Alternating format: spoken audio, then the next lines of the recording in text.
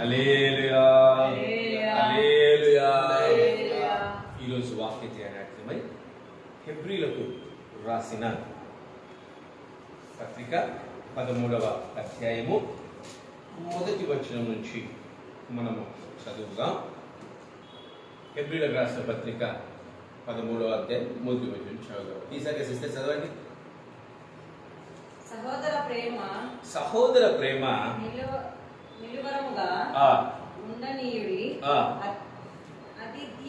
ఆతిథ్యము చేయ మరవకుడి.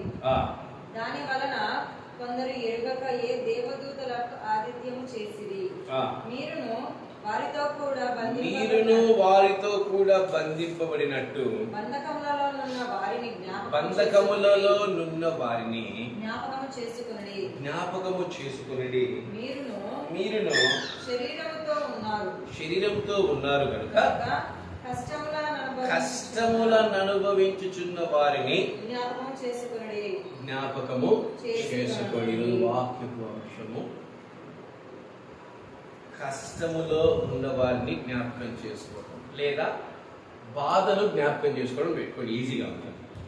బాధను జ్ఞాపకము చేసుకోవటము, బాధను జ్ఞాపకము చేసుకోవటము. హల్లెలూయా హల్లెలూయా.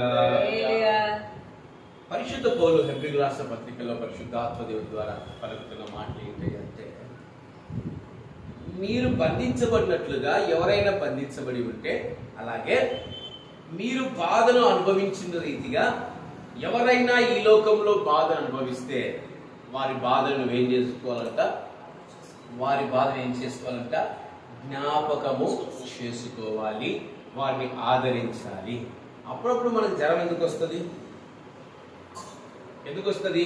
ఇలాంటి జ్వరం ఎవరికైనా వస్తే, ఆ రోజు నాకు ఈ జ్వరం వచ్చింది కనుక మిగతా వారు ఇలాంటి జ్వరంలో ఉన్నప్పుడు నేను కూడా అదే బాధను అనుభవించాను కనుక నేను కూడా వారి బాధను జ్ఞాపకము చేసుకోవాలని ప్రభు సెలవిస్తున్నాడు. యవ్వన కాలంలో అనేక రకాలైన తప్పులు, అనేక రకాలైన తప్పుడు మార్గాలు నడిచే ఉంటారా? అందుకే యెషయా గ్రంథంలో ప్రభు అంటున్నాడు, యవనస్తులు తప్పక వెరుగున్నాయన, యవనస్తులు తప్పక తొట్టిల్లేదారు. అంటే మన జీవితంలో యవన కాలంలో మనం ఎలాగైతే తొట్టిల్లామో, మనం పెద్ద వయసుకు వచ్చినప్పుడు మనకొచ్చే యవనస్తులు తొట్టిల్లినప్పుడు మనం ఏం చేస్తాం తెలుసా? మనము ఆడికేదో మనం పెద్ద నీతిమంతులం అయిపోయినట్టు, గొప్పవారమైనట్టు వారిని ఏం చేస్తాం తెలుసా? దూషించటము, వెలివేయటము, వారిని దుఃఖపరచటము, సూటిపోటి మాట్లాడడం, ఇలాంటివి అన్నీ చేస్తూ ఉంటాం. కానీ యవ్వన కాలంలో మనం చేసిన వాటిని మనం ఎప్పుడు జ్ఞాపకం చేసుకోం. ఒకవేళ అవి జ్ఞాపకం చేసుకుంటే ఆ యవనస్తులు మనం క్షమించగలము, ఆ యవనస్తులు మనం మన్నించగలము, ఆ తప్పిపోయిన వారిని తిరిగి దగ్గరికి మనము తీసుకోగలము, వారిని ఆదరించగలము. చాలా మంది లేచిపోయి పెళ్లిళ్ళు చేసుకుని వస్తూ ఉంటారు, అవునా కదా? వస్తూ ఉంటారా? కనీసం వాళ్ళ బంధువులు కూడా వారిని ఆదరించరు, దగ్గరికి తీసుకోరు. తల్లిదండ్రులు లేండి, బంధువులు కానీ దగ్గరికి తీసుకుని అరే ఏం కాదురా చేసుకున్నావు, ధైర్యంగా ఉండు అని చెప్తారా? ఒకవేళ ఇలాంటి అనుభవాలు మనకు వచ్చింటే ఏం చేస్తాం? వాటిని దగ్గరికి తీసుకుని వాటిని బలపరిచి ఇకనైనా దేవునితో సహవాసం నీవు చేయాలి. ప్రభువైన యేసుక్రీస్తు వారు అదే తెలవిస్తా ఉన్నాడు. బాధలో ఉన్న వారిని, బంధించబడిన వారిని జ్ఞాపకం చేసుకో. ఆ బాధ నీవు అనుభవించావు గనుక ఆ ఎదుటి వారి బాధను అర్థం చేసుకునే తత్వం నీకు వస్తుంది కనుక నువ్వు ఆదరించు వారిని దగ్గరికి తీసుకో, వారి బాధను జ్ఞాపకం చేసుకో. ఈరోజు ఎవరు ఈ బాధను జ్ఞాపకం చేసుకుంటున్నారు? జ్ఞాపకం చేసుకోండి. ఒకనొక సమయంలో తినడానికి కూడా తిండి లేక కష్టంతో బ్రతికిన రోజులు మన జీవితాల్లో ఉండేవి. ఆ పరిస్థితి ఎదుటి వారికి వచ్చినప్పుడు మనం ఏం చేస్తాం తెలుసా? వాళ్ళకి ఎందుకు చేసి పెట్టాలి మనము, వాటిని ఎందుకు చూడాలి మనము అని ఏమంటా అస్సలు మనము పట్టించుకో. ఒకనొక సమయంలో మనం ఒంటరిగా జీవించి కనీసం గర్భం వచ్చినప్పుడు ఒక స్త్రీ కూడా మన ఇంట్లో లేకుంటే ఆ స్త్రీ పరిస్థితి ఏంటో మనం అనుభవించినప్పుడు, ఎదుటి వారికి అలాంటి స్థితి వస్తే కనీసం అరే నా జీవితంలో గర్భం వచ్చినప్పుడు నాకు ఎవ్వరూ ఆదరించలేదు, ఎదుటి స్త్రీ ఒంటరిగా ఉండి గర్భం వచ్చినప్పుడు నేను ఆదరించాలనే ఆ స్థితిని మనము జ్ఞాపకము చేసుకో. నిజంగా చేసుకో. దేవుడు అంటే జ్ఞాపకం చేసుకోండి. కొన్ని కుటుంబాలు ఉంటాయి, పచ్చడి వెతుకున్నప్పుడు రానైనా తిరిగిపోదురా ఏమంటారు, పచ్చడి వెతుకున్నప్పుడు ఏం చేస్తారు, పప్పు పచ్చడి చేస్తే పిలిచి పెడతారు. అదే మటన్ తెచ్చుకున్నప్పుడు చెప్పండి, కొంతమంది చికెన్ తెచ్చుకున్నప్పుడు ఒక రకంగా చూస్తారు, పర్లేదు చికెన్ తక్కువ రేటు వీడికి పెట్టి చేస్తే దరిద్రం పోతుంది అనుకుంటారు. అదే మటన్ తెచ్చినప్పుడు ఎవరైనా బంధువులు కానీ తలుపు కొడితే ఎందుకు వచ్చి సచ్చినారో ఆయన ఇంత రేటు ఉంది, 1000 రూపాయలు రేటు ఉంది, ఏదో తినక తెచ్చుకున్నాము ఇప్పుడే దిగిసా, ఎందుకబ్బా వీళ్ళని పిలుస్తావు, ఎందుకబ్బా వీళ్ళని రమ్మంటావు అని ఏమంటావు ఏడుస్తాం. జ్ఞాపకం చేసుకోండి, ఎదుటివాడికి మన ఇంటికి వస్తే ఆతిథ్యం ఇవ్వాలనే సంగతిని కూడా మరచిపోయి ఏం చేస్తాం తెలుసా, ఏం చేస్తాం, చిన్న వారికి కప్పుకి పడతాం. దేవుడు అంటున్నాడు జ్ఞాపకం చేసుకోండి. అందుకే హెబ్రీయులకు రాసిన పత్రిక 2వ అధ్యాయంలో ఆయన అంటున్నాడు, 18వ వచనం చదవండి. అదే హెబ్రీయులకు రాసిన పత్రిక 2వ అధ్యాయం 18వ వచనం. ఆయన మనలాగా వింటే పాప ఆయన ఎందుకు అవుతాడు, ఆయన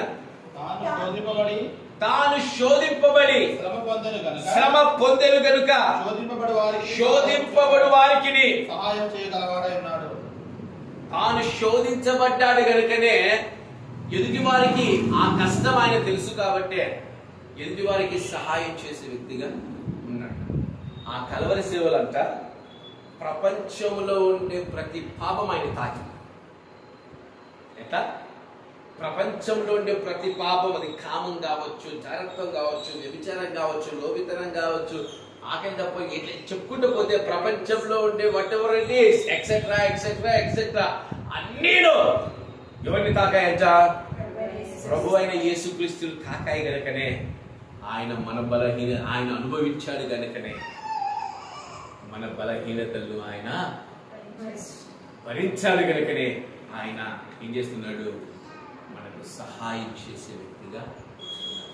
ఈ లోకంలో తప్పు చేస్తే నీకు మరణ శిక్ష అని ధర్మశాస్త్రంలో వ్రాయబడినట్టు మళ్ళీ ఎన్నిసార్లు ఊరేయాలి దేవుడు, యేసుక్రీస్తు ప్రభు మనల్ని ఎన్నిసార్లు ఊరేయాలనో, ఎన్నిసార్లు రక్తంగా కూడా చచ్చిపోవాలనో, ఎన్నిసార్లు మన జీవితాలు పాడైపోవాలనో లేదే. ఎందుకు? తాను ఆ కల్వరిలో అనుభవించాడు, ప్రతి బాధను, ప్రతి శోధన అనుభవించాడు, ప్రతి కష్టాన్ని అనుభవించాడు, ఆకలి బాధలను అనుభవించాడు. ఆయన అన్నిటి రుచి చూశాడు కనుకనే ఆయన శోధించబడ్డాడు కనుక ప్రతి శోధించబడే వాడికి ఆయన ధైర్యాన్ని ఇస్తున్నాడు. నేనున్నానంటున్నాడు, తాను సహాయం చేసే వ్యక్తిగా ఉంటున్నాడు. అదే ప్రతి క్రైస్తవులు చేయాలని పరిశుద్ధ పౌలు అదే మాటను కూడా సెలవిస్తున్నాడు. ఎవరైతే శరీరులుగా ఉండి బంధించబడ్డారో, బాధపడుతున్నారో, కష్టాన్ని అనుభవిస్తున్నారో, నీవు కూడా అలాంటి స్థితిలో వచ్చిన వాడివి కనుక వారి బాధలు నువ్వు జ్ఞాపకము చేసుకో అని తెలియజేస్తున్నాడు. ఇది ఒక 8 అనుభవాలు కానీ 7 అనుభవాలు కానీ నేను చెప్తాను. బాధను జ్ఞాపకం చేసుకోవచ్చు. ఏదన్నా బాధను జ్ఞాపకము చేసుకోవచ్చు. మొట్టమొదటి హెడ్డింగ్ కుమారుడి బాధ. కుమారుడి బాధను జ్ఞాపకం చేసుకుంటాం. ఎవరైంటారు కుమారుడు? కుమారుడు ఎవరైంటారు సార్? వెరీ గుడ్ కదా. కుమారుడు ఎవరైంటారు? బైబిల్లో కుమారుడు అంటేనే మనకు తెలిసేది ఎవరు? ఫస్ట్ ఆఫ్ ఆల్ ఇస్సాకు కుమారుడే. కానీ ఇస్సాకు కూడా బాధ అనుభవించాడు, కానీ ఆయన వేరు. ఇక్కడ మనం చూస్తే లూకా రాసిన సువార్త 15వ అధ్యాయము 20వ వచనంలో ఒక్కసారి ఆ మాటకు మనం జ్ఞాపకం చేసుకుంటే, లూకా సువార్త 15వ అధ్యాయము 20వ వచనం. వాడు ఇంకా దూరముగా ఉన్నప్పుడు తండ్రి వాడిని చూచి కనికరపడి పరిగెత్తి చాలు. హల్లెలూయా. కుమారుని కష్టాన్ని ఎవరు జ్ఞాపకం చేసుకున్నారంట? ఇక్కడ ఒక తండ్రి మాత్రమే జ్ఞాపకం చేసుకున్నాడు. అసలు కుమారుని కష్టం ఏంది అనేది ఒక్కసారి మనం ఫ్లాష్ బ్యాక్ లో పెడతాం. కుమారుడు చేసినది ఏదైనా మంచి పని ఉందా అంటే ఏమీ లేదు. ప్రేమగా పెంచిన తండ్రిని ఎదురు తిరగటం, ప్రేమగా పెంచిన తండ్రికి విరోధముగా మాట్లాడటం, ప్రేమగా పెంచిన తండ్రి యొక్క ఆస్తిని తీసుకోవటమో, తండ్రిని విడిచిపెట్టి వెళ్ళిపోవటం. ఏంటమ్మా? తండ్రిని విడిచిపెట్టి వెళ్ళిపోవటం. ఆ ఊర్లో ఉండే ప్రతి ఒక్కళ్ళు, ఏమయ్యా రాఘవయ్య గారు, నీ కుమారుడు నిన్ను వదిలి వెళ్ళిపోయారంటే వాడే బాగుపడతాను. నువ్వు ఇంత మంచోడివి, ఇంత మంచోడి నిన్ను విడిచిపెట్టి వెళ్ళిపోయాడు రాఘవయ్య గారు, వాడే బాగుపడతారు. రాఘవయ్య గారిని ఇంకా కొంతమంది చూస్తే దీనంగా, పాపం రాఘవయ్య గారు ఎలా బ్రతికాడు, పిల్లల్ని ప్రేమగా పెంచాడు. సరే పిచ్చయ్య గారు అనుకుందాం, లేదా ప్రకాష్ గారు అనుకుందాం, నేను రాఘవయ్య గారు అంటున్నా. ఎలా పెంచాడు పిల్లల్ని, వాడేమో తండ్రినే గుండెల మీద తల్లిపోయాడు. ఎంత బాధ. ఇలాంటి రాఘవయ్య గారులు, ఇలాంటి సరళగారులు, ఎలాంటి వాళ్ళమ్మా? ఇలాంటి సరళగారులు, ఇలాంటి భారతి గారులు, ఇలాంటి బాలయ్య గారులు చాలా మంది వచ్చారు ఈ లోకంలో. ఎంతమంది వచ్చారు? చాలా మంది వచ్చారు. పాపం పిల్లల్ని ఆత్మీయంగా ప్రేమగా చాలా బాగా పెంచుకున్నప్పుడు ఆ పిల్లలు వదిలిపోతే, ఫర్ ఎగ్జాంపుల్ ఎవరో ఒక తల్లి సరళ గారు అనుకుందాం, తన కుమార్తె బాగా ప్రేమించి పెంచింది. ఈ కుమార్తె ఏం చేసింది? ఎవరినో మైనే ప్యార్కి అని ప్రేమించి వెళ్ళిపోయింది. ఇప్పుడు వచ్చే ప్రతి బంధువు ఏమంటాడు తెలుసా? ఆమెకే పోయే కాలం వచ్చింది. పాపం ఇంత ప్రేమగా సరళగా పెంచితే వెళ్ళిపోయింది. వచ్చిన ప్రతి ఒక్కరు రాయేసిపోయేవాళ్ళు. కానీ ఆ కుమార్తె బయటికి వెళ్ళి బాగుపడింది ఏమీ లేదు. కష్టాలు, బాధలు, దుఃఖాలు, ఇరుకులు, ఇబ్బందులు తప్ప. యేసుక్రీస్తు ప్రభు తోడునే తప్ప చెప్పలేం. కానీ ఇలా తన కుమారుడు, రాఘవయ్య గారి కుమారుడు బయటికి వెళ్ళి సాధించింది ఏమీ లేదు. ఆఖరికి తన అన్న కూడా, రాఘవయ్య గారి పెద్ద కొడుకు కూడా ఏం చేస్తున్నాడు? వాడు నాన్నని దుఃఖపరిచి డబ్బు తీసుకుని వెళ్ళిపోయాడు. వాడు నా ఇంట్లో అడుగు పెడితే నేను ఒప్పుకోను అని పెద్ద కుమారుడు కూడా, రాఘవయ్య గారి పెద్ద కుమారుడు కూడా అంటా ఉన్నాడు. అందరూ అంటా ఉన్నారు. కానీ ఒక్క తండ్రి మాత్రమే ఆ కుమారుడి బాధను అర్థం చేసుకోగలిగాడు. అందరూ దూషిస్తున్నారు, అందరూ గాయపరుస్తున్నారు, అందరూ పనికి మాలది అంటున్నారు కూడా ఆ తండ్రి మాత్రమే తన కుమారుడు బాధను చూడగలిగాడు, అర్థం చేసుకోగలిగాడు. నా కుమారుడు తెలియక వెళ్ళిపోయాడు, నా కుమారుడు తెలియక నాకు దూరం అయిపోయాడు. ఇదిగో మరలా నా కుమారుడు తిరిగి వస్తుంటే ఏం చేయాలా? అన్న ఏం చేస్తున్నాడు? కుళ్ళు వచ్చేసింది అన్నకి. నేను నీతోనే ఉన్నా కూడా వాడు తిరిగి వస్తే పొటేలు కొట్టావు, ఉంగరం పెట్టావు, వాడిని పెట్టి ఫంక్షన్ చేస్తావు కాదు. ఇది ఎక్కడ న్యాయం నాయనా? వాడేమన్నా మంచి పని చేసిందా? కుళ్ళు వచ్చేస్తా ఉంది అన్నకి. ఒక తండ్రి మాత్రమే తన కుమారుడి కష్టాన్ని, బాధని జ్ఞాపకం చేసుకుని తన కుమారుడు తిరిగి వస్తుంటే ఇదిగో నా కుమారుడు ఖచ్చితంగా మారాడు అని ఆ తండ్రి ఏం చేస్తున్నాడు? పరిగెత్తి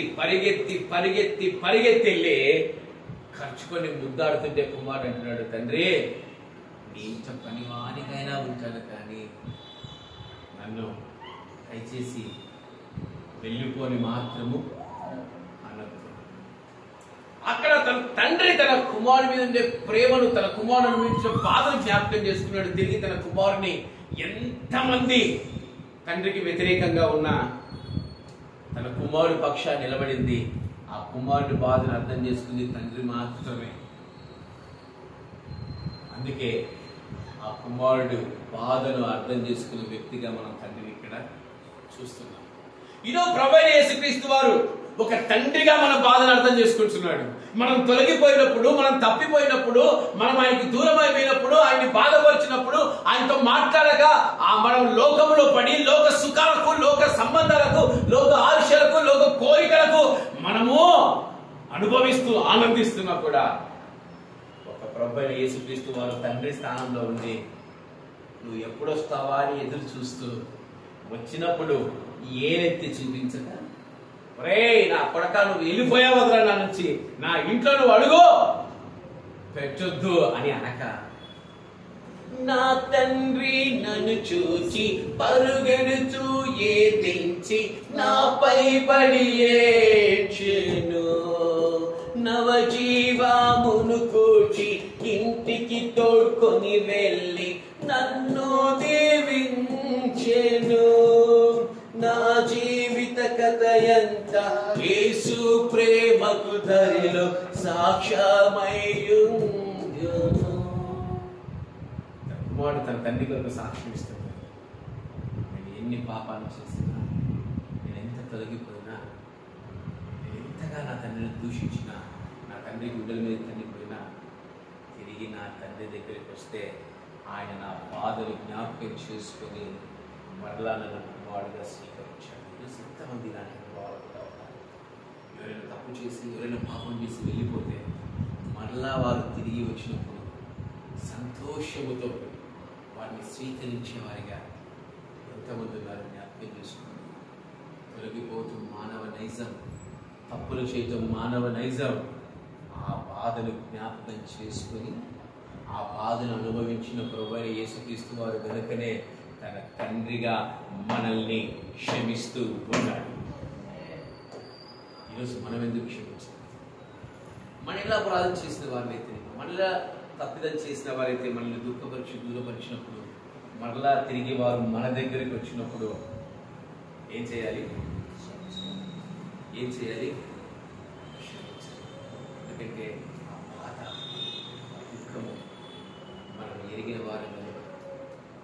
ఈరోజు ప్రభువైన యేసుక్రీస్తు ఎరిగాడు కనుకనే మనందరినీ క్షమిస్తున్నాడు, మనందరినీ దగ్గర చేర్చుకుంటా ఉన్నాడు. బాధను మనం జ్ఞాపకం చేసుకోవాలి. తప్పిపోయిన వారికి ఏముంటుంది తెలుసా? మనోవేదన. ఏముంటుంది?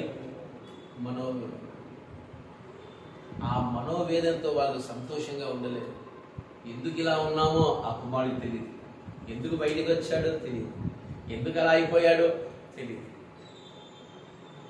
ఆఖరికి పందులతో సహా ఆ పొట్టు తినడానికి తినేసారిపోయాడు. అలా కదా? ఆ బాధంతా తండ్రి తెలుసుకున్నాడు కనుకనే తన కుమారుడు తిరిగి వస్తే చాలనుకున్నాడు. తన కుమారుడు తిరిగి వస్తే కాదు. అలాంటి బాధ నిజంగా మనం కూడా జ్ఞాపకం చేసుకోవాలి. ఎవడు బయటికి వెళ్ళి సంతోషించేవాడిగా ఎవడు ఉండలేడు. ప్రభులో నుంచి బయటికి వెళ్ళిపోయే వాళ్ళు, సంఘంలోంచి బయటికి వెళ్ళిపోయే వాళ్ళు, కుటుంబం నుంచి బయటికి వెళ్ళే వాళ్ళు సంతోషంగా ఉన్నారు అంటే అది అబద్ధం. చేసేసరి బాధ చేసినట్టుంది, అబద్ధం ఉంటుంది. వెంబడే మన వారి గురించి ఎంతగా ఏడుస్తాం తెలుసా? మన కష్ట సమయాల్లో, మన దుఃఖ సమయాల్లో మనకు మొట్టమొదటిగా గుర్తొచ్చేది మన తల్లిదండ్రులే. ఎవరిమైనా మన తల్లిదండ్రులే. అవునా కదా? బాధను అర్థం చేసుకునే తల్లిదండ్రులు మాత్రం. ఈ కాలంలో తల్లిదండ్రులు బయటికి పోతుంటే పిల్లలు బాధపడుతుంటారు, పిల్లలు ఏడుస్తూ ఉన్నారు, పిల్లలు దుఃఖపడతా ఉన్నారు. కాలం మారింది, మైండ్లోని కాలము చేంజ్ అయిపోయింది. అప్పుడు కుమారులు వెళ్ళిపోయేవాళ్ళు, ఇప్పుడు తల్లులు తండ్రులు పోతా ఉన్నారు. కుమారుల మీద అని, దేవుడి మీద అని. కనుక మళ్ళా తిరిగి వస్తే ఏం చేయాలి ఆయన? ఏం చేయాలి? ఆ బాధలు మనము జ్ఞాపకం చూసుకునే వారిగా ఉండాలి. ఆ ముందు వచ్చిన గుర్తు రాట్లా, ముందు వచ్చిన ధనమే సర్వం బలుచు, సుఖమే స్వర్గం బలుచు, తన్నే నీవేతి. ఈ మాట పాడుతుంటే నాకు నరాలన్నీ పోగుతాయి. కూలివాడిగనైనా నీ ఇంట పని చేసి కనికరమే కోరుదు, కాదనకు నా తండ్రి దిక్కేవారు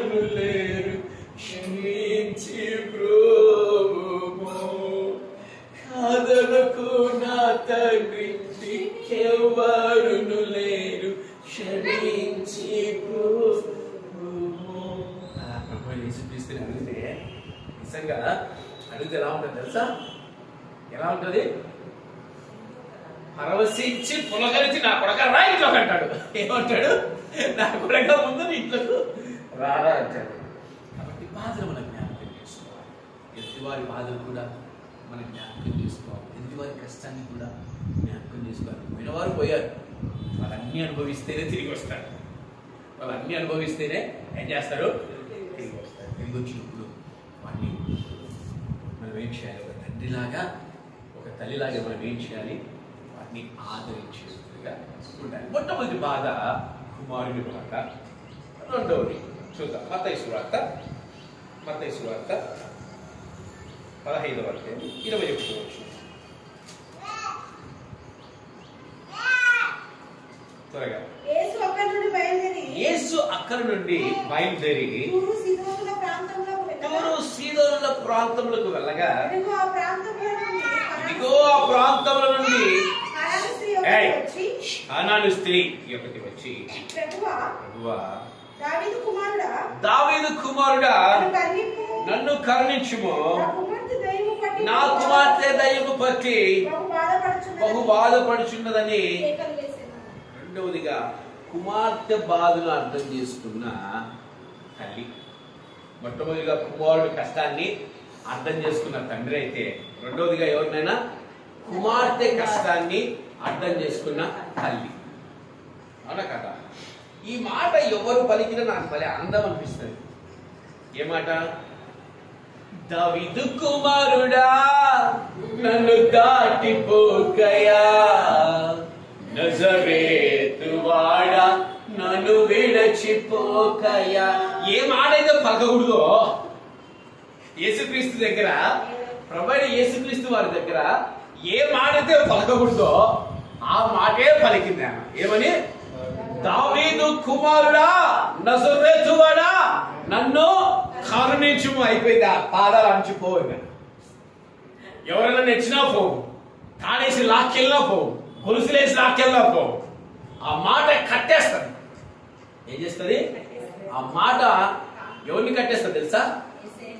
మనకి ఎప్పుడు కష్టం వచ్చినా గుర్తు పెట్టుకోండి, మీరు యేసయ్యని కట్టేయాల్సిన మాట ఏం మాట తెలుసా?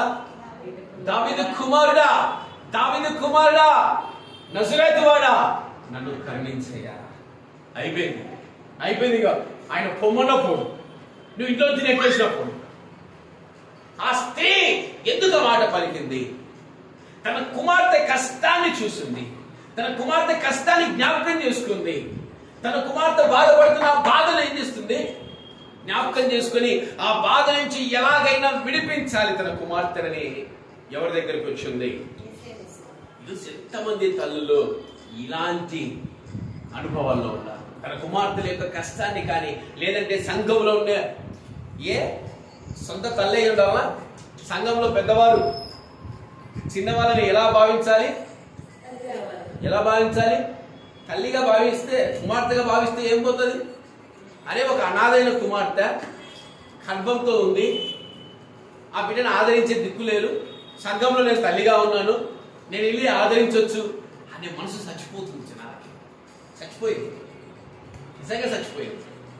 ఆదరించే అనుభవాలు లేవు. క్రైస్తవ సంఘాలు ఇలాంటి తత్వాలు లేవు. విశ్వాసులు ఎవరెవరో వస్తున్నారు, వాళ్ళు ఆదరించే వారిగా ఉంటారు. కానీ సంఘంలో పెద్దగా ఉన్న వాళ్ళు కానీ, అరే ఎదుటివారు దిక్కులేని వారే, యేసుక్రీస్తు ప్రభు నన్ను తల్లిగా పెంచాడే, నేను వెళ్ళి ఆదరించాలనే మనసులు కూడా చాలా మందిలో చచ్చిపోతున్నాయి. ఈరోజు కన్న తల్లే బిడ్డలు హాస్పిటల్లో పడితే విడిచిపెట్టి పోయేవారిగా ఉన్నారు. ఈ తల్లి లేదు, ఈ తల్లి తను కొట్లాడుతుంది తన కుమార్తె రోగం గురించి, తన కుమార్తె జీవితం గురించి, తన కుమార్తె బ్రతుకు గురించి. ఎలాగైనా నా కుమార్తె కలిగిన బాధను నా యేసు ద్వారా విడిపించాలి అనేసి. ఈరోజు తల్లులంటే వాళ్ళు ఈరోజు ఆత్మీయ తల్లి అని కుళ్ళు కుచితము కుట్ర ధరించుకున్న వాళ్ళని ఆత్మీయ తల్లి మనం ఎలా అనుకోగలం? ఆత్మీయ తల్లి అంటే ఎవరు? కష్టంలో కానీ, దుఃఖంలో కానీ, బాధలో కానీ చెయ్యి విడువని తల్లే ఆత్మీయ తల్లి అంటుంది. ఈరోజు తన కుమార్తె కొరకు తల్లి ఫైట్ చేస్తా ఉంది. దావీదు కుమారుడా, నన్ను కరుణించిన కుమార్తె దయ్యం పట్టింది. ఆఖరికి ప్రభు ఏమంటున్నాడు, నువ్వు కుక్కవమ్మా. ఏమంటున్నాడు, యువర్ ఎ డాగ్. ఏమంటున్నాడు ఆమె ఏమంటుంది, నీ దగ్గరకు వచ్చాడు కుక్క అంటావా, మనమైతే ఏం చేస్తాం, ఈపు చూపించి పారిపోతాం. ఆయన కాడికి సాయానికి వదలడు, కుక్క అన్నాడు తెలుసా, కనీసం ఇప్పుడన్నా కనిపించలేదు. ఆమె పోలే, కుక్కనయ్యా. యజమానుడి దగ్గర రొట్టె ముక్కలు ఎలా పడతాయి, కుక్కనయ్యా. ఆ రొట్టె ముక్కల కోసం ఎదురు చూస్తున్నా అబ్బా పులకరించిపోయాడు. మాట పలికాడు, ఎల్లమ్మా నీ కుమార్తె స్వస్థత వెళ్తుందని. ఈరోజు ఫైట్ చేయాలి పిల్లల కోసం. అవమానాలు వచ్చినా, నిందలు వచ్చినా, ఏమొచ్చినా తల్లిదండ్రులు తన పిల్లల కోసం ఫైట్ చేయాలి. తన కుమార్తె కోసం కుక్క అని కూడా అనిపించుకున్నా వెను తిరిగి పోలేదు, యేసుని విడిచిపెట్టలేదు. నువ్వు ఏమన్నా పర్లేదు, నా కుమార్తె స్వస్థత. ఎంతమంది అవమానాలు చేసి పారిపోతున్నారు. పిల్లలు చచ్చిపోయే మరణ పరిస్థితుల్లో విడిచిపెట్టిపోతున్నారు. పిల్లలు చచ్చిపోయే మరణ పరిస్థితుల్లో దూరంగా పారిపోతున్నారు. క్రైస్తవులం అనుకుంటున్న మనము ఇతరుల కష్టాన్ని ఎందుకు జ్ఞాపకం చేసుకోలేకపోతున్నాం, ఇతరుల బాధలు ఎందుకు జ్ఞాపకం చేసుకోలేకపోతున్నాం. ఒక స్త్రీ దిక్కు లేక హాస్పిటల్లో బిడ్డని డెలివరీ చేసినప్పుడు ఇంకొక స్త్రీ అక్కడ ఉండాలనే ఆ సెన్స్ కూడా లేకుండా క్రైస్తవ జీవితాలు బ్రతుకుతా ఉంటే రేపు నీ పరిస్థితి అదే ఎందుకు కాదు? నీ పరిస్థితి ఎందుకు అదే కాదు? ఎంతమంది ఎదుటి వారి బాధని జ్ఞాపకం చేసుకునే వారిగా ఉంటున్నారు, ఎదుటి వారి కష్టాన్ని జ్ఞాపకం చేసుకునే వారిగా ఉంటున్నారు. అయ్యో ఈ జీవితం నేను అనుభవించాలి కనుక నేనైతే అదే ఆలోచిస్తాను. నేను ఏదైతే బాధ అనుభవించానో ఇతరులకు వచ్చినప్పుడు ఆ బాధలో వారు ఉన్నారు, ఇలాంటి కష్టం వారికి ఉంటుంది కనుక నేనైతే రియలైజ్ అయిపోతాయి. ఒకప్పుడు సహోదరి గర్భం ఉన్నప్పుడు ఆటోలో వెళ్ళడానికి కూడా డబ్బులు నడుచుకుంటూ తీసుకెళ్తే బీపీ ఎక్కువైందని గర్భం పోతాయని నన్ను డాక్టర్స్ తెచ్చినా నా దగ్గర డబ్బులు లేదు. నన్ను తెచ్చినా కూడా నా దగ్గర డబ్బులు లేదు, నేనేం చేయలేకపోయాను. ఇప్పుడు నాకు దేవుడు ఇచ్చినప్పుడు ఇలాంటి స్థితిలో ఇతరులు ఉన్నప్పుడు నేను సహాయం చేయలేకపోతే ఇక నేను క్రైస్తవ ఉన్నా, సేవకున్నా, ఇంకొకటి అయ్యో ఆయన అందరినీ ఆమెను మాత్రమే ప్రేమిస్తాడు, అయ్యో ఆయన ఆమెను మాత్రమే దగ్గర తీసుకుంటాడు. దిక్కులేని దగ్గర తీసుకొని ప్రభువే చెప్పాడు. తల్లిలాగా ఆదరిస్తే తప్పేంటి, తండ్రిలాగా దగ్గర తీసుకుంటే తప్పేంటి? తప్పేముందా? ఎదుటి వారి బాధను అర్థం చేసుకునే హృదయం మనకి ఎందుకు లేదు? ప్రభువైన యేసుక్రీస్తు వారికి ఉంది కనుకనే తన కుమార్తెలు స్వస్థత పరీక్ష ఆమెను బాగు చేశాడు. ఈరోజు మనలో ఎందుకు లేదు? ఒకసారి మన ఆత్మీయతని జ్ఞాపకం చేసుకొని ఎదుటి వారి మన శరీరం కనుక మనం అనుభవించిన కష్టాన్ని ఎదుటి వారు అనుభవిస్తున్నప్పుడు ఆ బాధను మనం ఏం చేయాలంట? జ్ఞాపకం చేసుకొని వారికి ఏం చేయాలంట? చక్కటి జీవితాన్ని మనం ఇవ్వాలి, సహాయం చేసేవారిగా ఉండాలి. బాధని జ్ఞాపకం చేసుకొని ప్రభు అంటున్నాడు. ఈ లోకంలో దేవుడు అంట మనుషుల ఆదరణ యందు, దేవుని ఆదరణ యందు వర్ధిల్లిన వ్యక్తిగా మనం చూస్తాం. ఈరోజు మనుషుల ఆదరణ కావాలి మనకి లోకంలో. దేవుడే అంటున్నాడు, ఆయన మనుషుల ఆదరణలో పెరిగాడు. నేను దేవుని మాత్రమే ఆదరణగా అంటే ఒప్పుకోడు. ఈ లోకంలో మనుషుల్ని జయించాలి ముందు. అందుకే ఇజ్రాయేల్ మనకు చాలా మాదిరికరమైన కాకూడదు. నరునితోనూ దేవునితోనూ జయించిన వ్యక్తి. ఎందుకు నరునితోనే అన్నాడు ఆయన? మనుషులతో ముందు జయించాలి మనము, రెండవదిగా దేవునితో జయించాలి. అవును, ఇప్పటికి దే ఆర్ ఫైటింగ్. ఎప్పటికి వాళ్ళు మనుషులతో జయిస్తూనే ఉన్నారు. తర్వాత దేవుడి ప్రేమను వాళ్ళు జయించారు.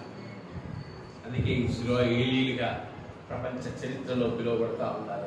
చిన్న దేశమే అండి, ఆయన పెద్ద దేశం ఇవ్వలా కాదు, చిన్నదే సరిగా చేసే దేవుడు, చిన్నదే పెద్ద సంఘంగా మార్చే దేవుడు, చిన్న సేవకులమే పెద్ద సేవకులుగా మార్చే దేవుడు.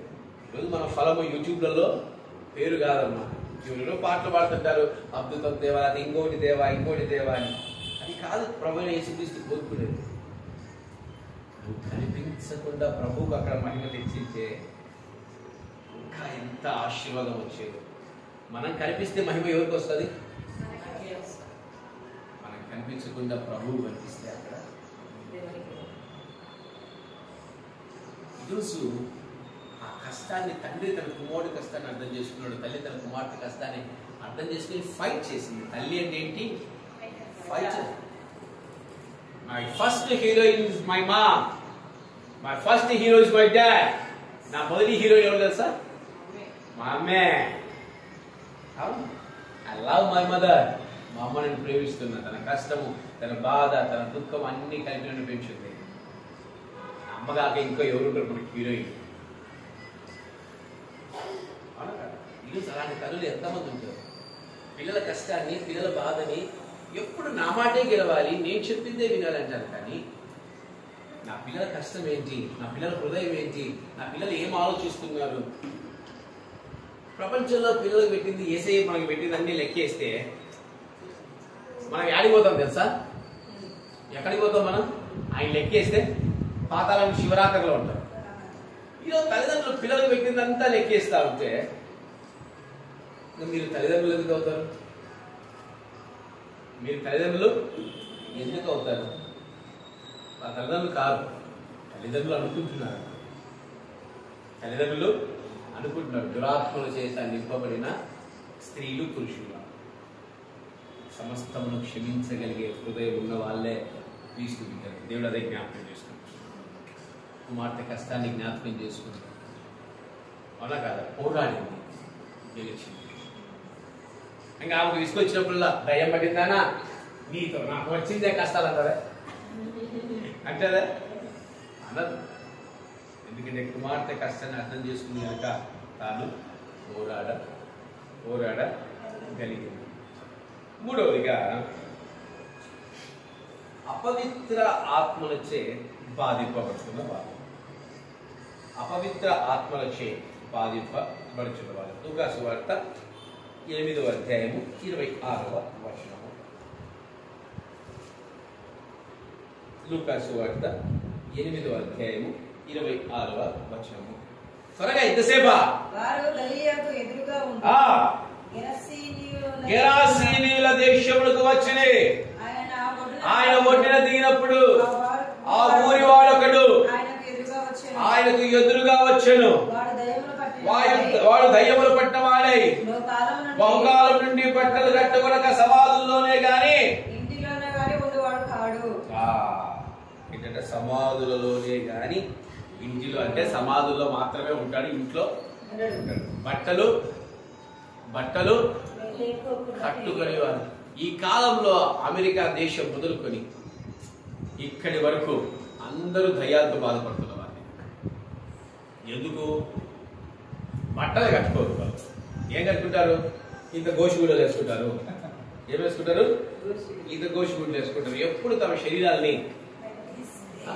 శరీరాల్ని ఇతరులకు చూపించాలా అనే ఆశ కలిగి ఉండనే వచ్చారు. ఇప్పుడు వీళ్ళందరూ ఎవరు? ఈతని కొరకు పాపం తల్లి లేదు, తండ్రి లేడు, పోరాటానికి. అందుకు అపవిత్ర ఆత్మల చేత పీడింపబడ్డవారని చెప్తున్నారు. వారి బాధని జ్ఞాపకం చేసుకోవాలి. తల్లి పోరాటంలా, తండ్రి పోరాటంలా, ఎవరు పోరాటంలా. బట్టలు లేకుండా నేను చూశాను ఒక ప్రాంతంలో, ఒక కుటుంబంలో ఒక ఆమె బట్టలు వేసుకోదు. పాపం ఆమె చుట్టూ ముళ్ళకంచెలు వేసి ఆమెను అందులో పెట్టారు. బట్టలు వేసుకోదు. ఓ దయ్యాలు పుల్లు వెళ్ళిపోయి ఇటు అనేది. అప్పుడు నాకు ఈ లేఖనాలే గుర్తుకొచ్చేవి. అపవిత్రాత్మ కలిగి ఉన్నవాళ్ళు ఏ మొర వాళ్ళని బాగు చేయలేకపోయింది. ఏ మొర వారిని బాగు చేయలేదు. ఎందుకంటే శపింపబడిన కుటుంబమేమో కావచ్చు బహుశా. ఇక్కడ ఏమైతుంది? అపవిత్రాత్మలచే పీడింపబడుతున్న వారిని ఎవరు జ్ఞాపకం చేసుకుంటున్నారు?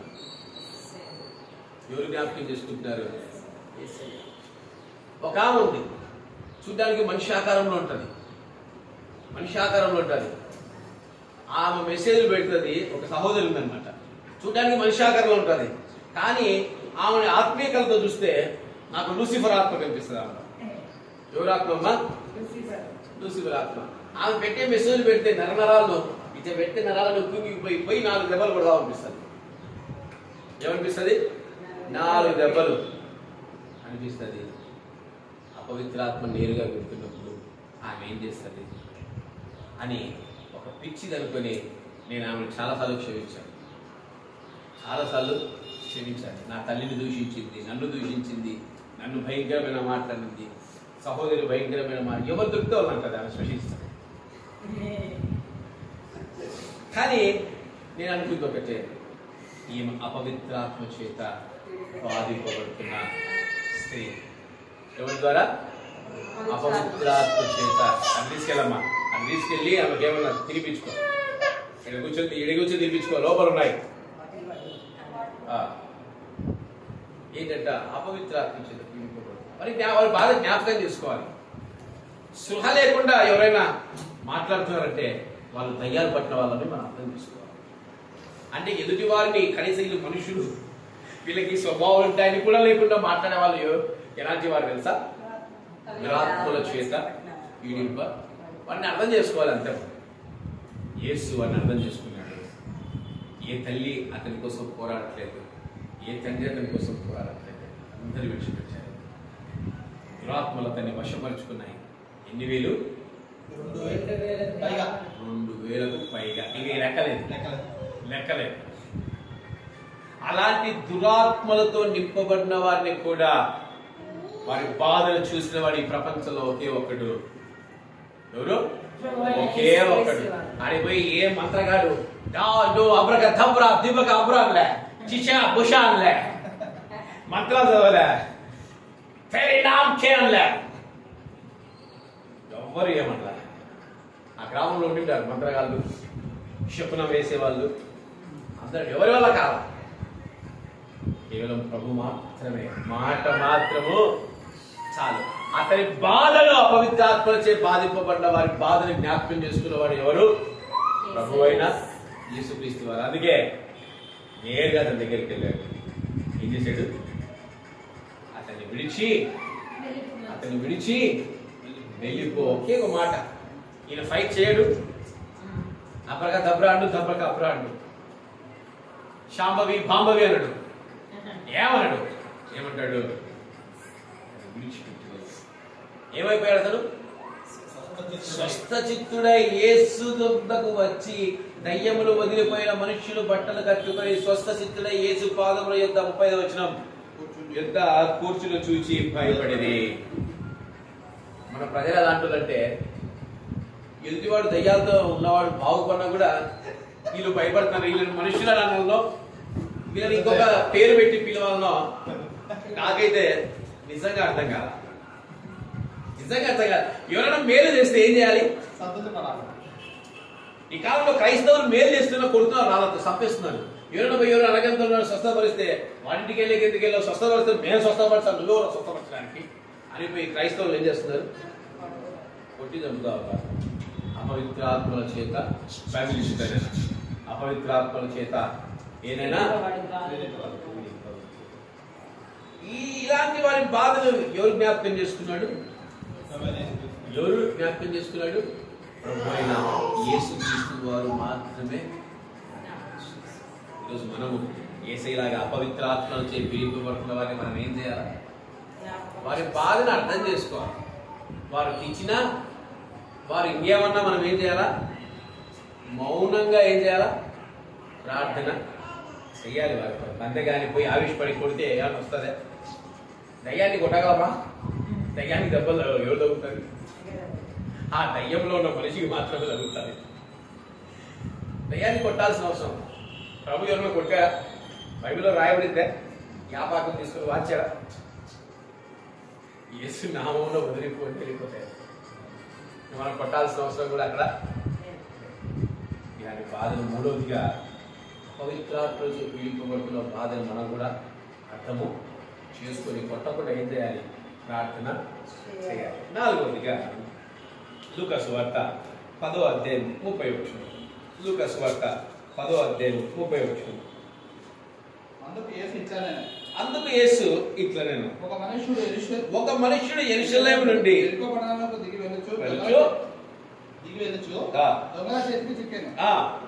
వారు అతని బట్టలు దోచుకొని ఆ. అతని కొట్టి కుల ప్రాణంతో విడిచిపోయి ఆ. అప్పుడు ఒక యాజకుడు ఆ త్రోవట వెళ్ళడం యాజకుడు, రెండవదిగా లేవీయుడు, లేవీయుడు, మూడవదిగా సమరయుడు. సమరయుడు. చాలు. నాలుగవదిగా గాయములతో ఉన్నవాడిని ఏం చేయాలా? వాడి బాధలు మనము అర్థము చేసుకోవాలి. ఎవరైనా గాయపరచబడితే ఏం చేయాలి ఆయన? వారి బాధలు మనము అర్థము చేసుకోవాలి.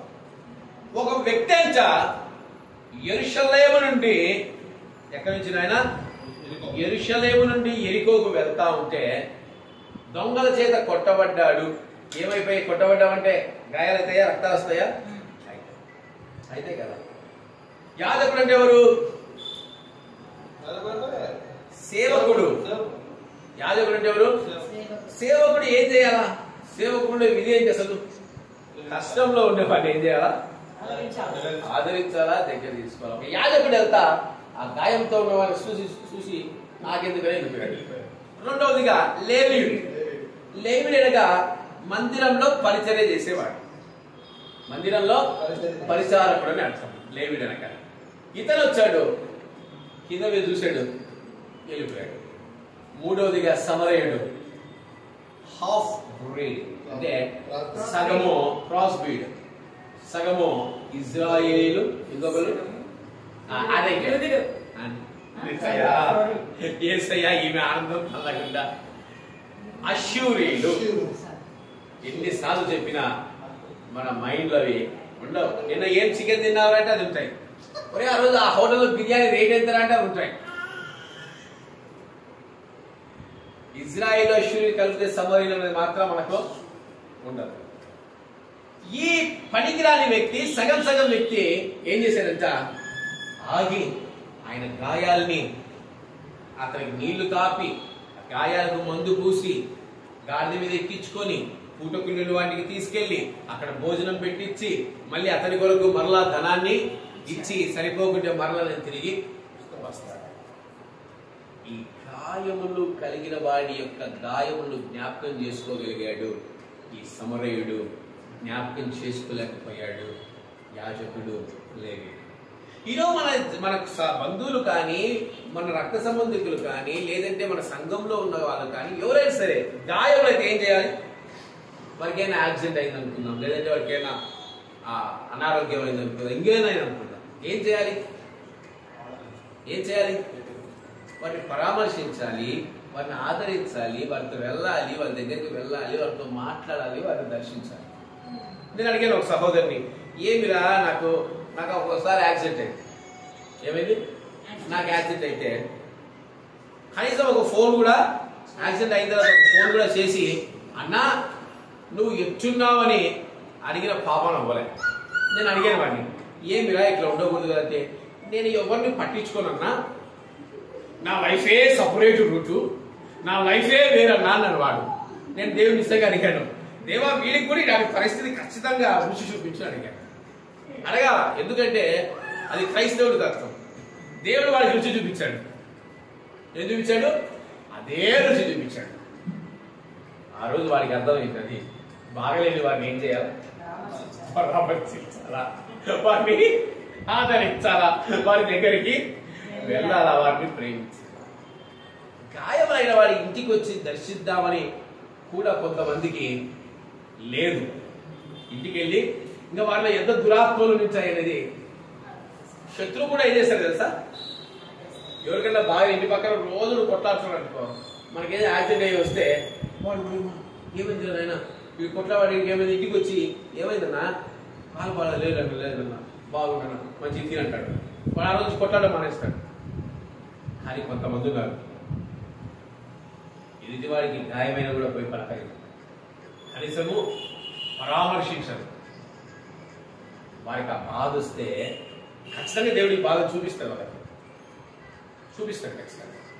అప్పుడు తెలుస్తుంది బాధ వచ్చినప్పుడు ఎదుటి వారి బాధను మనం ఎందుకు జ్ఞాపకము చేసుకోలేకపోయాము, ఎదుటి వారి గాయములని మనం ఎందుకు జ్ఞాపకము చేసుకోలేకపోయాము అనేది నిజంగా ఆ రోజు ఖచ్చితంగా వారికి తెలుస్తుంది. ప్రభు అంటాడు, నువ్వు పెళ్లి నిందుకైనా పోనవసరం లేదు, కానీ దుఃఖంలో ఉన్న వారి ఇంటికి బాధలు ఉన్న వారి ఇంటికి ఒక కుమార్తె చనిపోయిందని యేసుక్రీస్తు ప్రభు వెళ్ళాడు. సచ్చింది కదా నాకెందుకు అన్నాడా? ఒక రోగి, ఒక శతాధిపతి వచ్చి, ఒక అధికారి వచ్చి, అయ్యా నా కుమార్తె అనారోగ్యంతో బాధపడింది అన్నగా పదా వెళ్దామన్నాడు. మధ్యలోకి వచ్చేసరికి వార్త వచ్చింది, చనిపోయాడు. ఇక బోధకుని ఇబ్బంది పెట్టద్దు, మాటలకు పదా.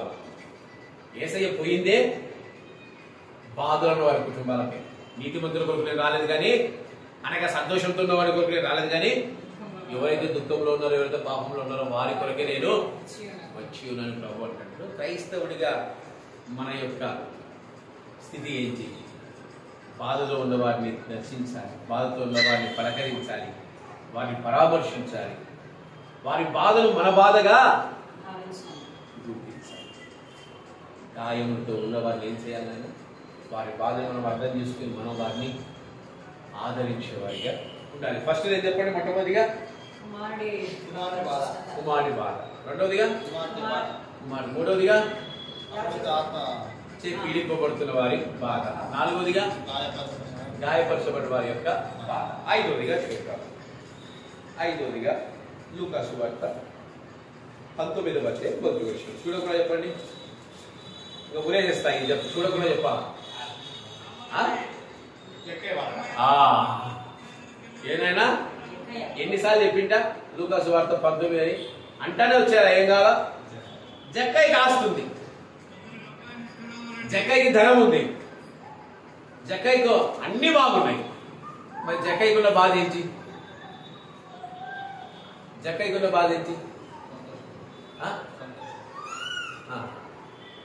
ఆత్మీయ ఆనందం లేదు, శారీరక ఆనందం ఉంది, ఏం లేదు, ఆత్మీయ బాధ ఎక్కువ. నేను ఎందుకు ఇంత ధనాన్ని అనవసరంగా సంపాదిస్తున్నా? తిండి ఉంది, సంతోషం లేదు, ఎక్కడో ఒక బాధ, ఎక్కడో ఒక దుఃఖము, వేదన. డబ్బు ఉంటేనే సరిపోదు కదా, మనశ్శాంతి ఉండాలి. జక్కయ్యకి లేనిదేంటి? ఆత్మీయ స్వస్థత. జక్కయ్యకి లేనిదేంటి? ఆత్మీయ స్వస్థత, ఆత్మ ఆనందం లేదు, సంతోషం లేదు, ఎందుకు బతుకుతున్నాడో కూడా తెలియదు, ఎందుకు జీవిస్తున్నాడో కూడా తెలియదు. అందుకు జక్కయ్య ఏం చేస్తున్నాడు తెలుసా? ఏం చేస్తున్నాడు? యేసును చూడాలని పరిగెడుతున్నాడు. ఎవరిని? అక్కడ ఉన్న వాళ్ళు ఎంతమంది పరిగెత్తారో తెలియదు కానీ, ఒక ధనవంతుడు, ఒక డబ్బున్నవాడు, ఒక అధికారి పరిగెడుతున్నాడు. యేసయ్య నేరుగా ఎవరి దగ్గరికి వచ్చాడు? బాధపడుతున్న అనారోగి దిగిరా కిందికి. జక్కయ్య దిగిరంటే అర్థం ఇచ్చి, బాధపడుతున్నా అనారోగ్యం కలిగిన వాడా దిగిరా, నీ బాధ నేను తీర్చబోతున్నా, నీ బాధ నేను తీర్చబోతున్నా. నడుస్తున్నాడు జక్కయ్యతో, బాధ తీరిపోయింది. యేసుతో నడిస్తే బాధ తీరిపోతుంది. ఆత్మీయ స్వస్థత లేని వారికి ధనం ఉంటుంది, సుఖం ఉంటుంది, ఏసీలు ఉంటాయి, మంచాలు ఉంటాయి, సోఫాలు ఉంటాయి, అన్నీ ఉంటాయి, నిద్ర ఉండదు. ఏముండదు? నిద్ర ఉండదు. ఎందుకు బతుకుతున్నానో కూడా వారికి తెలియదు, ఎందుకు జీవిస్తున్నానో కూడా వారికి నిజంగా తెలియదు. వారికి ఏం లేదు? ఆత్మ స్వస్థత లేదు, ఆత్మ ఆనందం వారికి లేదు. మనిషికి ఏం లేకుండా ఏం కాదు తెలుసా? ఇంత అన్నము, పచ్చడి మెతుకులైన పర్లేదు, బిర్యానీ అవసరం లే, ఇంత అన్నం మెతుకులు, కంచి నిండా ఏముండాలైనా కంచి నిండా నిద్ర. ఇవి లేని వాళ్ళు ఆత్మ స్వస్థత లేని వాళ్ళు. జక్కయ్య జీవితం అది. తనకు సంతోషం లేదు, తనకు ఆనందం లేదు, ఎందుకు జీవిస్తున్నాడు కూడా తెలియని స్థితి. పరిగెత్తాడు పరిగెత్తాడు పరిగెత్తాడు. యేసయ్య తన బాధను అర్థం చేసుకున్నాడు. ఆయన కోసం ఏం చేస్తున్నాడు? జక్కయ్య నడవడం మొదలుపెట్టాడు. యేసు నడవడం మొదలు పెడితే ఏమైందో తెలుసా? ఏమైంది? స్వస్థత కలిగింది. తన కలిగిన ఆస్తిని పచ్చిపెట్టి ఇప్పుడు ప్రశాంతంగా ఉంది. డబ్బు ఎక్కువైతే సమస్యలు ఎక్కువైతాయి. డబ్బు ఎక్కువైతే ఏమవుతుంది? సమస్యలు ఎక్కువైతాయి. డబ్బు తక్కువ ఉంటే శరీరానికి సుఖం ఎక్కువ. బీరువాలో 1,00,000 పెట్టారు, వీడికి వచ్చి పండుకోవాలి. వాడికి నిద్ర రాదు. నా బీరువా ఎవరో ముడతారేమో, నా బీరువా ఎవరో తెలుస్తాడేమో, నా భార్య పోయి లాక్కుంటుందేమో. వాడికి బాగా నిద్ర రాదు. సొంత భార్య నమ్మలేడు, సొంత పిల్లలు నమ్మలేడు. ఈ నా కొడుకులు పోయి డబ్బులు దొంగతనం చేస్తాయేమో, వాడికి బాగా నిద్ర రాదు. ఆత్మస్వస్థత లేదు. ఇలాంటి వారి బాధలు దేవుడు అర్థం చేసుకుని వారికి ఆత్మీయ స్వస్థతలు అనుగ్రహిస్తాను. మనం కూడా ఇలాంటి వారిని ఏం చేయాలి? రోగులుగా భావించి వారి కొరకు ప్రార్థన చేసే వ్యక్తులుగా ఉండాలి. ఎన్నోదినైనా 5వ అయిపోయింది. ఇది 5 అయిపోయింది. 6వది కదా. లూకా సువార్త 7వ అధ్యాయం 36 చూడకుండా చెప్పాలి. 7వ అధ్యాయం 36 100 సార్లు చెప్పిట ఇదే మాట. 100 సార్లు. పాపం చేసిన స్త్రీ, కన్నీరు కార్చిన స్త్రీ, యేసు పాదముల మీద తన చుట్టుతో తుడిచిన స్త్రీ, కన్నీరు కార్చిన స్త్రీ. 7వదిగా పాపముతో నిండిన వారి బాధ. ఏమైనా ఈమె వ్యభిచారం చేస్తా ఉంది. వ్యభిచారం చేస్తే ఏమొస్తుంది? వ్యభిచారం చేస్తా డబ్బు వస్తుంది. డబ్బు వల్ల ఏమొస్తుంది నాయనా? సుఖం వస్తుందిరా. డబ్బు వల్ల ఏమొస్తుంది? సుఖం వస్తుంది. కానీ ఆమెకు ఏముంది? పాప భారం. ఏం భారము? మనం కూడా అంతే కదా. మనం ఏదో నీతి మంతులను పెట్టినట్టు ఎదుటి వారు ఎవరైనా పాపం చేస్తే ఇంబడి ఏం చేస్తాం తెలుసా? ఏం చేస్తాం? అసలు వాళ్ళని వాళ్ళని ఇళ్ళకు కూడా రాని ఎందుకు వీళ్ళు పాపులు, ఇక లోకంలో ఉండకూడదు. క్రైస్తవుడు పనే వారిని బాగు చేయటం. ఏదైనా క్రైస్తవుడి పనే పాపుల్ని బాగు చేయటం. అక్కడ కూర్చున్న యూదులందరూ ఆమె వచ్చి ఆయన పాదం మీద పడుతుంటే, ఈ పాపిస్తులు ఆయన ఆమె ఈ నీతిమంతుడి దగ్గరికి ఎందుకు వచ్చింది? ఈయనేంది ఏమన్నాలా? ఏమన్నాను? ఈ కాలంలో అట్లే ఉండాలి. ఎవరైనా పాపం చేసే వాళ్ళు ఉంటే, వ్యభిచారులు ఉంటే మందిరాలకు వస్తే అందరూ ఈయన వ్యభిచారనే చూస్తున్నారు తప్ప యేసు ఈమె జీవితాన్ని మార్చగలడు. ఈమె కూడా నీతివంతుల సభలోనికి ఒక స్థానాన్ని సంపాదించుకోగలదు. ఎవరు ఆలోచించారు? మా పాత వరగొడ్డు అలాగే ఉంది, ఇప్పుడు కూడా ఇలాగే ఉంటుందంటే అయితే దేవుడిని తెలుసుకోవడానికి ముందు ఒక జీవితం ఉండొచ్చేమో, కానీ దేవుడిని తెలుసుకున్న తర్వాత వాళ్ళు మారను ఎందుకు మనం అనుకోవాలి? పాపుల్ని పాపులుగా మనం ఎందుకు చూడాలి? పాపం చేసిన వారిని పాపులుగా చూస్తాయి చూడదు. ఆదరించాలి. మన దగ్గరికి వస్తే పోయి నువ్వేమో వాళ్ళ దగ్గరికి పోయి ఆదరించమని చెప్పట్లే. నీ దగ్గరికి వస్తే ఏం చేయాలి? ఇంత అన్నం పెట్టు, ఇంత ప్రేమ చూపి ఏమైపోతారు? కరిగిపోయి వారి జీవితాల్లో ఇచ్చేస్తారు. దుఃఖంలో ఉన్నవాడిని దర్శిస్తే వారి జీవితాల్లో ఇచ్చేస్తారు. ఈరోజు వారి బాధ మనకెందుకు అర్థం కావాలి? ఆ స్త్రీ బాధ ప్రభువైన యేసుక్రీస్తుకి అర్థమైంది. అమ్మా నీ పాపములు క్షమించబడ్డాయి. ఇల్లు ఆనందంగా. ఈరోజు మనం ఇలాంటి పాపములు మనం ఎందుకు దగ్గరికి చేర్చుకోలేకపోతున్నాం? ఎదుటివారి పాపం ఉంటే వీళ్ళు పాపులే అని వదిలేస్తున్నాం తప్ప యేసుక్రీస్తు ప్రేమను మనం ఎందుకు రుచి చూపించలేకపోతున్నాం? యేసుక్రీస్తు ప్రేమతో ఏదైనా మార్చవచ్చు. ఇలాంటి జీవితాలైనా మార్చవచ్చు అనే సంగతిని మనం ఎందుకు గ్రహించలేకపోతున్నాం అనేది ఒకసారి మనమే జ్ఞాపకం చేసుకోవాలి. ఈరోజు తల్లి కొడుకులు బయటికి పోతే తల్లి కొడుకులు బయటికి పోతున్నారు అనే లోకం అయిపోయింది. వాళ్ళు బండి మీద పోతే తల్లి కొడుకులని కూడా అన్నారు. అక్క తమ్ములు పోతే లవర్స్ అంటారు. అవునా కదా? ఇది లోకం తీరు అంతే. లోకానికి మనం భయపడితే ఏమైపోతాం? మనం ఏమవుతాం? లోకస్తులుగా మనం మారిపోతాం. మన హృదయాలు స్వచ్ఛంగా ఉన్నప్పుడు మనం ఎవరికి భయపడాల్సిన అవసరము లేనే లేదు. 7వదిగా 6వది అయిపోయిందా? 7వదిగా లూకా సువార్త 8వ అధ్యాయం 43వ వచనం చూసి చెప్పండి. ఎట్లా మన గుర్తులు ఇది 100 సార్లు చెప్పిట. 8:43 రక్తస్రావం గల స్త్రీ. ఏ స్రావం నాయనా? రక్తస్రావం. అనగా 7వదిగా శరీర బాధ. ఏం బాధ? నయమానికి అన్నీ ఉన్నాయి, ఆస్తులు ఉన్నాయి, అంతస్తులు ఉన్నాయి, అన్నీ ఉన్నాయి. ఆయనకి ఏం బాధ? ఈ స్త్రీకి ఏం బాధ? ఈరోజు శరీర బాధ కలిగిన వారి శరీర బాధలు మనం అర్థం చేసుకోవాలి. కొంతమంది స్త్రీలు ఉంటారు, అదే రక్తస్రావం వాళ్ళకి వచ్చినప్పుడు, వీరి స్త్రీలే కదా, వీరికి వచ్చినప్పుడు ఎలాంటి అనుభవం ఉంటుందో ఎదుటి వారికి కూడా ఎలా ఉంటుంది అలాగే ఉంటుంది. కానీ కొంతమంది స్త్రీలు వస్తే వచ్చేది పనులు చేసుకోమో ఎవరు చేస్తారు అని అత్తగారులు ఏమంటుంటారు అంటా ఉంటారు. నిజంగా అంటే శరీర బాధను మనం తెలుసుకోవాలి. ఈరోజు ఎవరికైనా సంఘంలో బాధలు ఏం చేయాలి? మనం ఎప్పుడే వారిని ఆదరించాలి, వారికి ఏమైనా ఆహారం పెట్టాలి, వారిని దగ్గర తీసుకోవాలి. ఈ శరీర బాధ కలిగిన వారిని మనం ఎందుకు దగ్గర తీసుకోలేకపోతున్నాం? వారి శరీర బాధ మనం ఎందుకు చూడలేకపోతున్నాం అనేది మనం కూడా ఒకసారి జ్ఞాపకం చేసుకోవాలి. ఈరోజు బాధను చూడమనుకుంటున్నాం. నీకు కలిగిన బాధ ఏదైతే ఉందో అది ఎదుటి వారికి వచ్చినప్పుడు ఆ బాధ ఎలా ఉంటుంది అనేది కూడా నువ్వు తెలుసుకోవాలి. కొంతమంది ఉంటారు ఆత్మీయులకు ఇలాంటి రక్తస్రావం వస్తే ఆత్మీయులకు సేవ చేస్తారు, కానీ రక్త సంబంధులకు ఇలాంటి బాధ వస్తే సేవలు చేయరు. ఎంత వ్యత్యాసం! బాధ ఎవరికైనా బాధే, కష్టం ఎవరికైనా కష్టం. ఈరోజు ఎదుటి వారి బాధలు మనం అర్థం చేసుకోవాలి. ప్రభు ఎవరి బాధలు అర్థం చేసుకున్నాడు? రక్తస్రావం గల స్త్రీ బాధలు అర్థం చేసుకుని ఏమి ఇచ్చడానికి ఏమిచ్చాడు? ఆమె జీవితాన్ని మార్చాడు, ఆమెకు స్వస్థతనిచ్చాడు, ఆమెను ఆదరించాడు. సమాధానంగా దానిపై ఎల్లమ్మ నీకు చూడాలి.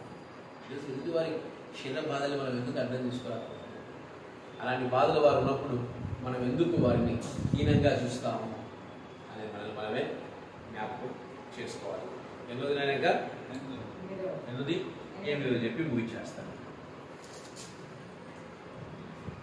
యోహాను సువార్త 11:32.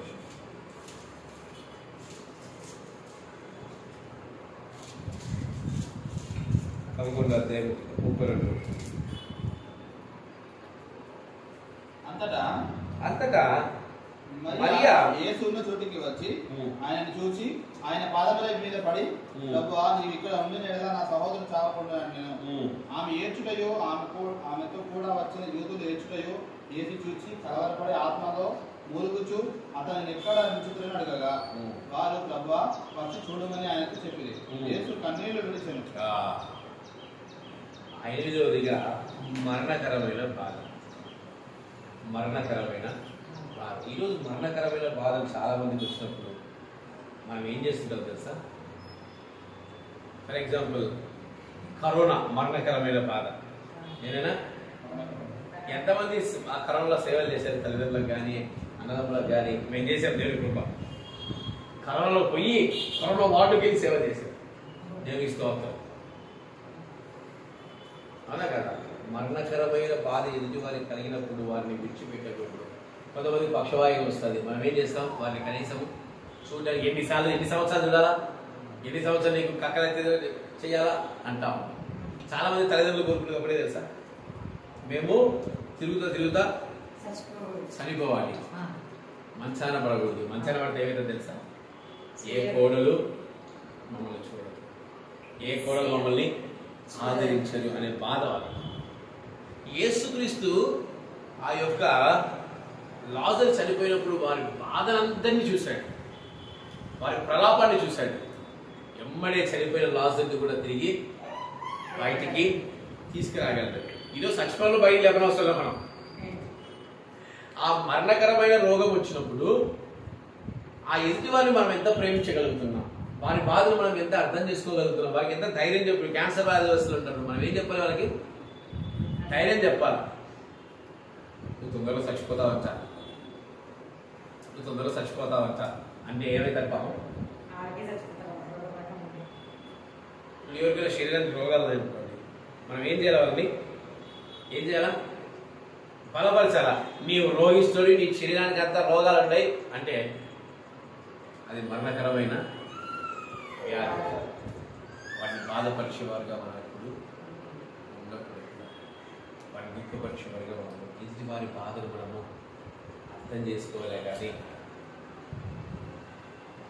ఆ బాధ నీకు కలిగినను నువ్వు అర్థం చేసుకోలేక ఎదుటి వారిని దూషించినప్పుడు, ఎదుటి వారిని నువ్వు బాధపరిచినప్పుడు అది ప్రభువుకి విరుద్ధమైన కార్యం. అందుకే ఆయన మహిమ సింహాసనం మీద కూర్చున్నప్పుడు కుడి పార్శ్వమున గొర్రెలు, ఎడమవైపు మేకలు ఉన్నప్పుడు, మీరు ఆకలిస్తున్నప్పుడు అన్నం పెట్టారు, వారు అనారోగ్యంతో ఉన్నప్పుడు వెళ్ళి పరామర్శించారు అని ప్రభు అంటా ఉన్నాడు. బాధ కలిగినప్పుడు చూశారు, దాహం కలిగిన నీళ్ళు ఇచ్చారు. మేము ఎప్పుడు చేసాం ప్రభు నీకంటే అలాంటి వారికి చేస్తే నాకు చేస్తాం. ఆకలితో ఉన్న వాడికి అన్నం పెట్టకపోతే ఈరోజు మటన్ చేసుకున్నాం, రేపు పెడతాం. నీ మటన్ సల్ల కూడా దేవుడు మటన్ తినకుండా చేసేస్తాడు. దేవుడు మటన్ తినకుండా చేస్తాడు. మటన్ తెచ్చుకున్నప్పుడు ఎవరైనా పొరపాటు వచ్చినా కూడా భోజనానికి పిలిచాడు, నిజంగా పిలుస్తారు. కొంత మనగా బయట అవసరం లేదు. నేను చాలా మంది చూశాను. దేవుడు మటన్ తినకుండా చేస్తాడు, నిజంగా చేస్తాడు, చేశాడు కూడా. ఆ రోజు నాకు ఎంత బాధ కలిగిందంటే ఇంత నీచంగా ఆహారం కోసం బ్రతుకుతారా జనాలు అనిపించింది. నిజంగా అనిపించింది, ఇంత నీచంగా ఆహారం కోసం బ్రతికే వాళ్ళు కూడా ఉన్నారా ప్రభు అనిపించింది. పెట్టేవారిగా ఉండాలి, ఎదుటివారిని బాధను చూసేవారిగా ఉండాలి, ఎదుటివారి బాధను గమనించేవారిగా ఉండాలి. కానీ ఎదుటివారు బాధపడినప్పటికీ నువ్వు ఆ బాధపడినప్పటికీ వారి బాధను గుర్తించలేకపోతే దేవుడు కూడా నిన్ను చూడడు. ఏం చేస్తాడు? ఏం చేస్తాడు? దేవుడు కూడా నిన్ను చూడడు.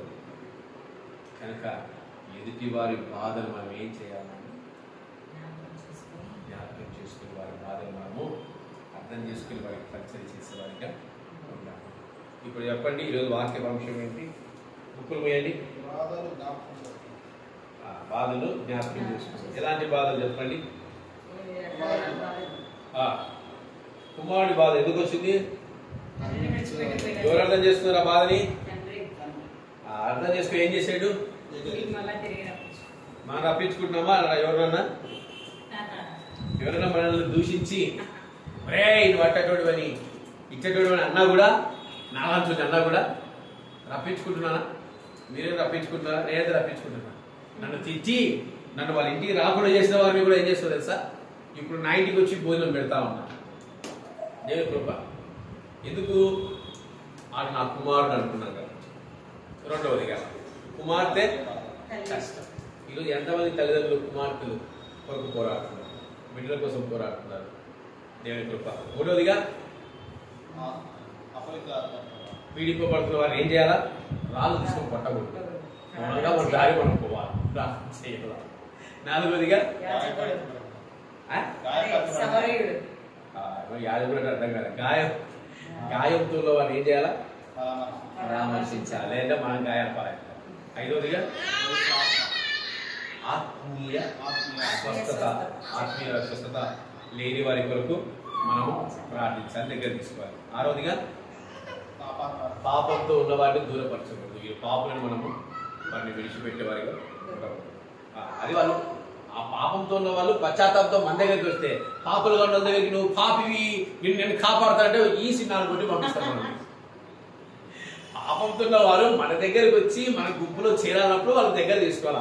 వాళ్ళ పాపంతో ఉన్న వాళ్ళ దగ్గరికి పోయి నువ్వు పాపివి నీ కొరకు నేను ప్రార్థన చేస్తానంటే కొండరేతు జారేజా కాంప్లెక్కి అంటారు, అవునా కదా? ఏడవదిగా శరీర బాధతో ఉన్న వారిని రక్షించాలా, వారి కొరకు ప్రార్థించాలి, వారి దగ్గర తీసుకోవాలి. అంతేగాని నీకు 365 రోజులు రోగాలని మనం వాటిని కీడపరచకూడదు. ఎనిమిదవదిగా మరణకరమైన బాధ కలిగినప్పుడు ఏం చేయాలా? ధైర్యపరిచే వారిగా ఉండాలి. మరి అందరి కళ్ళు మూసుకుని పరిశీలన చేసుకోండి. ఈరోజు తొందరగా ముగించా అనుకుంటున్నాం. మరి ఏమో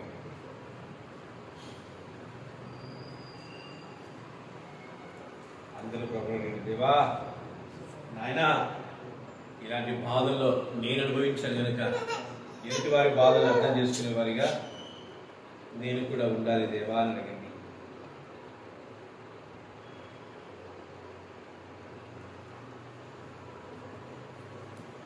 సర్వసత్యమేనా మార్గమై సంఘక్షేమమేనా ప్రాణమై, సర్వసత్యమేనా మార్గమై సంఘక్షేమమేనా ప్రాణమై, లోక మహిమ చూడక నీ జాడను వీడక, లోక మహిమ చూడక నీ జాడను వీడక, నీతోనే నిలవాలి నిత్య సియోనులో,